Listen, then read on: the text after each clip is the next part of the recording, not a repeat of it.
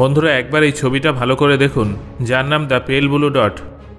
1990 সালের 14ই ফেব্রুয়ারি নাসার Voyager 1 spacecraft এই ছবিটা ক্লিক করেছিল। এই ছবিটা এই জন্য এত দামি কারণ এখানে আপনারা যে ছোট অংশটা দেখতে পাচ্ছেন সেটা কি জানেন? সেটা হলো আমাদের পৃথিবী। হ্যাঁ বন্ধুরা, আনুমানিক 40,000 কিলোমিটার পরিধি বিশিষ্ট এই পৃথিবী আমাদের কাছে বিশাল হলেও যখন 600 কোটি কিলোমিটার দূর থেকে পৃথিবীর ছবি ক্যাপচার করা হয়েছিল তখন সেটা অনন্ত ব্রহ্মাণ্ডের মধ্যে একটা সামান্য ধূলিকণার সমান মনে হচ্ছিল। বন্ধুরা, এটাই হলো পৃথিবীর একমাত্র এমন ছবি যেটা এত দূর থেকে ক্যাপচার করা হয়েছিল। এই ছবিটা তোলার 34 মিনিট পরে ভয়েজার 1-এর ক্যামেরা সারা জীবনের মতো বন্ধ করে দেওয়া হয়েছিল। আর সেই দিন থেকে শুরু করে আজ পর্যন্ত ভয়েজার 1 ক্রমাগত পৃথিবীর থেকে দূরে চলে যাচ্ছে। এখন প্রশ্নটা হলো এটাই যে বর্তমানে যদি ভয়েজার 1-এর ক্যামেরা পুনরায় অন করা হয় তাহলে কি দেখা যাবে, আর বিশেষভাবে এলিয়েনদের জন্য রেকর্ড করা ভয়েজারের গোল্ডেন রেকর্ডে কি আছে। বন্ধুরা, এই বিষয়ে জানার জন্য আপনাকে ভিডিওটা শেষ পর্যন্ত অবশ্যই দেখতে হবে। 1977 সালের 5ই সেপ্টেম্বর নাসা সৌরমণ্ডলের সীমানা পরিমাপ করা এবং এলিয়েনদের সঙ্গে যোগাযোগ করার স্বপ্ন নিয়ে ভয়েজার 1 স্পেসক্রাফটটা লঞ্চ করেছিল, যেখানে সেই সময়কার সবথেকে আধুনিক ভিডিওকন ক্যামেরা, পৃথিবীতে বসবাসরত প্রাণীর সম্পর্কে তথ্য সংগ্রহ করে রাখা গোল্ডেন টেপ এবং কিছু পেলোড ইকুইপমেন্ট উপস্থিত ছিল। সূর্যের বিপরীতে পৃথিবীর থেকে দূরে যাওয়া এই স্পেসক্রাফটটির মিশনের সময়কাল ছিল মাত্র 5 বছর। কিন্তু লঞ্চের 46 বছর পরেও ভয়েজার 1 সঠিকভাবে এখনও কাজ করছে এবং নাসার ডিপ স্পেস নেটওয়ার্কের সঙ্গে সম্পর্ক বজায় রেখে পৃথিবীর থেকে ক্রমশ দূরে চলে যাচ্ছে।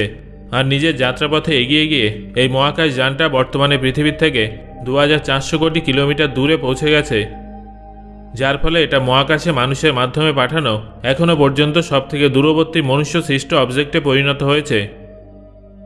70-এর দশকে যখন পৃথিবীতে ইউএফও সাইটিংয়ের সংখ্যা বেড়ে গিয়েছিল তখন আমেরিকান বিজ্ঞানী কার্ল সেগান তাদের সঙ্গে যোগাযোগ করার একটা উপায় খুঁজে বার করেন। আর তখনই প্রথম ভয়েজার 1 মিশনটা লঞ্চ করার স্বপ্ন দেখা শুরু হয়েছিল। আসলে ভয়েজার স্পেসক্রাফটে গ্রামোফোনের সঙ্গে 12 ইঞ্চির তামার গোল্ড প্লেটেড ডিস্ক জুড়ে দেওয়া হয়েছিল, যার নাম দেওয়া হয়েছিল দ্য গোল্ডেন রেকর্ড।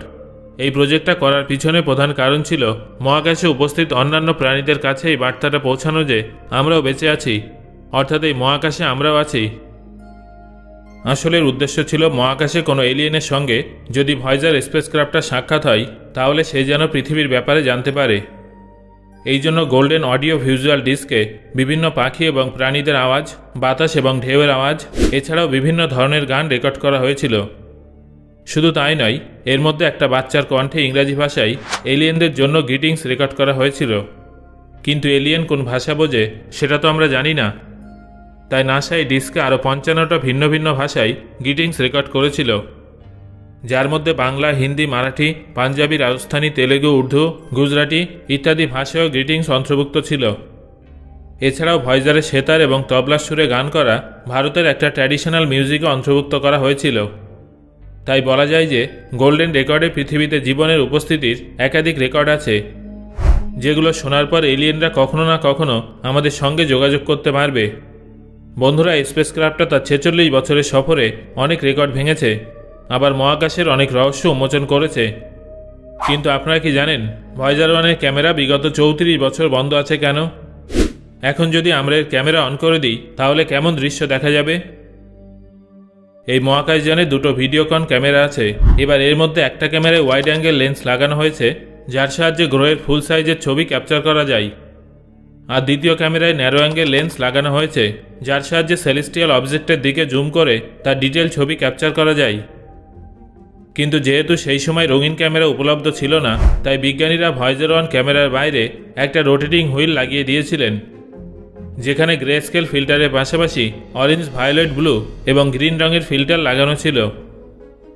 1979 সালের 5ই মার্চ ভয়েজার 1 যখন বৃহস্পতিকে প্রথমবার ফ্লাইবাই করছিল তখনই সেটা প্রথমবার এই ক্যামেরার সাহায্যে বৃহস্পতির পাতলা বলয় এবং এর দুটো উপগ্রহের ছবি তুলে প্রথমবার তাদের অস্তিত্ব সবার সামনে তুলে ধরেছিল।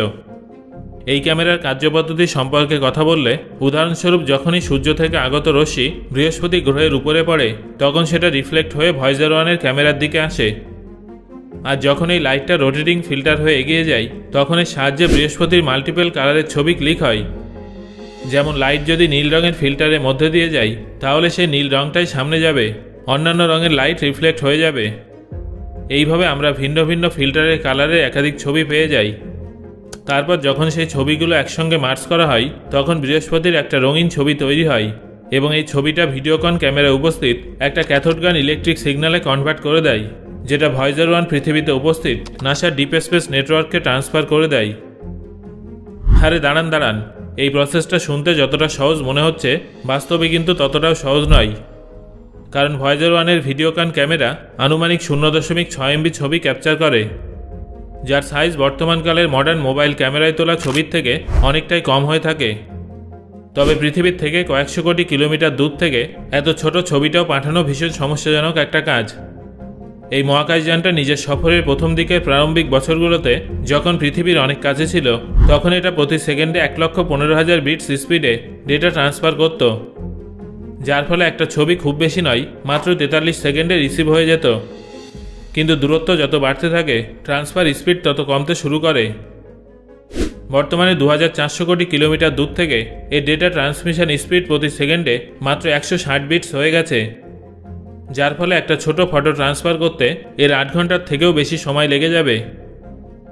অন্যদিকে ভয়েজার থেকে পৃথিবীতে এবং পৃথিবী থেকে ভয়েজারকে সিগন্যাল পাঠাতে প্রায় 21 ঘন্টা সময় লাগে। কিন্তু 1990 সালে 600 কোটি কিলোমিটার দূর থেকে পৃথিবীর শেষ ছবি ক্লিক করে এর ক্যামেরা বন্ধ করে দেওয়া হয়েছিল। ট্রান্সফার স্পিড নয় বরং ফুয়েলই ছিল এর প্রধান কারণ। ভয়েজার 1-এর ক্ষমতা দেখে বিজ্ঞানীরা এটা বুঝে গিয়েছিলেন যে এটা অনেক দূর পর্যন্ত পৌঁছাবে, কয়েক বছর এভাবেই এগিয়ে যাবে এবং সৌরমণ্ডল থেকে বেরিয়ে ইন্টারস্টেলার স্পেসেও প্রবেশ করবে।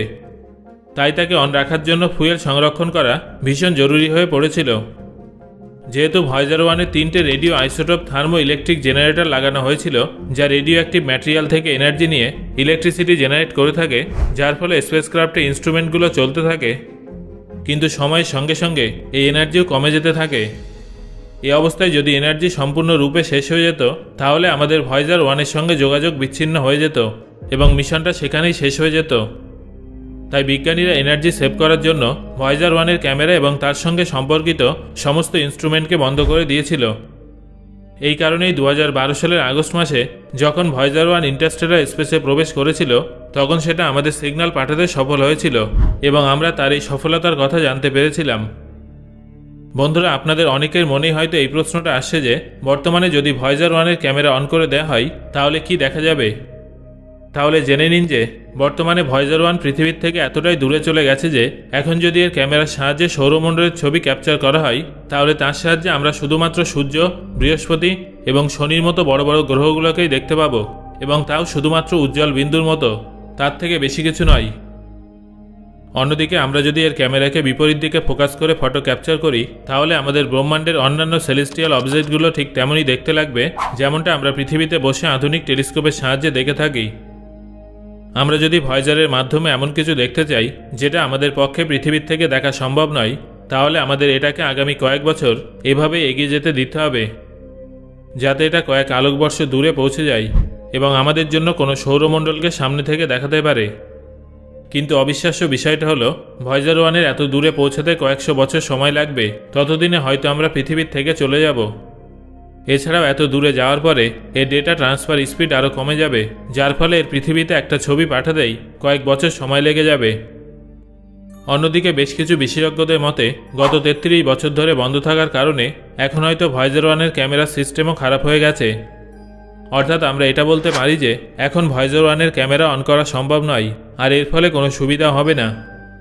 তবে এই চেষ্টা করতে গিয়ে যদি ভয়েজার 1-এর সমস্ত এনার্জি নষ্ট হয়ে যায় তাহলে আমাদের ভয়েজার 1-এর সঙ্গে সারা জীবনের মতো যোগাযোগ বিচ্ছিন্ন হয়ে যাবে, যেটা সত্যি একটা দুঃখজনক বিষয় হবে। সো বন্ধুরা, আপনার কি মনে হয় এখন কি ভয়েজার 1-এর ক্যামেরা অন করা উচিত হবে? আপনার মতামত আমাকে কমেন্ট করে জানান।